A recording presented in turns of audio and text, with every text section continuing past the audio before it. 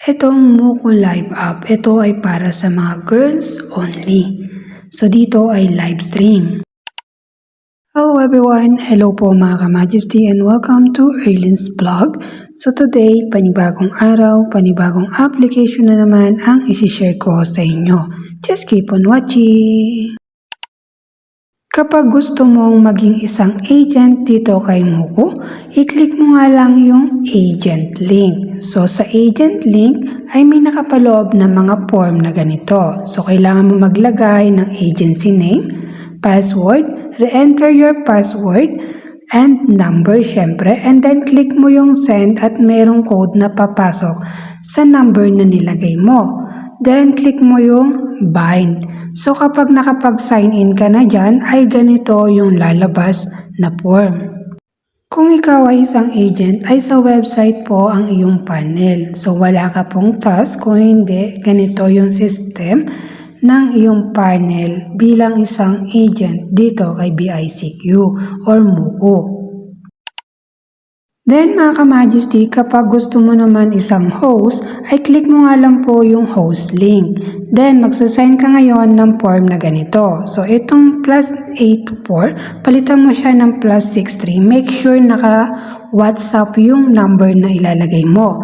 And then pag-click mo yung phone number, ilagay mo yung phone and then click mo yung send. And then meron lalabas sa WhatsApp number mo na verification code and then bind. Ngayon, kapag approve ka na, ay lalabas naman yung ida-download mong application. So, kung nakikita mo ito mga ka-Majesty, and then dito ay pwede ka nang mag-start. So, pwede mo siyang i-click na start or click mo yung Google or email. So, magla-login ka na. Kapag login mo naman, magsasign ka na ng profile mo. So, maglalagay ka dyan ng female or male, and then pangalan or nickname, and then birthday, then submit. Then, mga ka-Majesty, what would you describe yourself? So, syempre, importante po kasi dito, i-click mo lang siya kung ano yung gusto mo dyan. And then, dito ay click mo lang yung cancel para makita mo yung ibang anggulo dito kay Moku. Then mga ka-Majesty, ito yung mga tasking niya. So kapag click mo yung see more, lalabas po doon lahat ng task niya. Meron po dito kay BQ na nare-receive na silver and then points. So yun ay may mga equivalent into dollar. So mga ka-Majesty, ito po yung mga task niya sa regular host at sa new host. And then, sa pag-update ng profile mo ay may marireceive ka. Then, mga ka-Majesty, kailangan complete profile at nakapag-verify ka ng iyong account. So, dito tayo sa verification, mga ka-Majesty. Kailangan ng iyong account ay complete verification o verify nga po siya para makapagsimula ka na sa tasking dito kay BQ.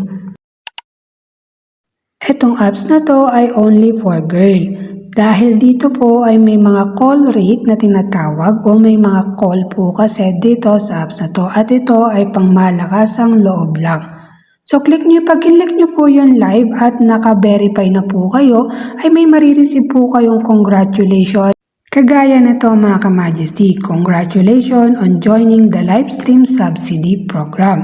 So ano yung nakapaloob sa subsidy? So ito po yung mga nakapaloob sa subsidy na mababasa nyo kapag click nyo po yung Go Details. Dahil kapag new user ka dito, sa isang araw ay makaka-receive ka po ng 20,000. So sa 20,000 daily ay automatic po yun papasok sa iyong account at waiting mo lang po yung congratulation na marireceive mo, yung 20,000. So ito yung mga bonus niya mga ka-Majesty. Sa pag-receive ng 20,000 ay wala po yan sa laki ng percent. Automatic po yan papasok kapag po sa monitor ay good po yung pagla-live nyo. At ito po yung sample mga ka-Majesty na marireceive po yung 20,000 na live stream per 2 hours.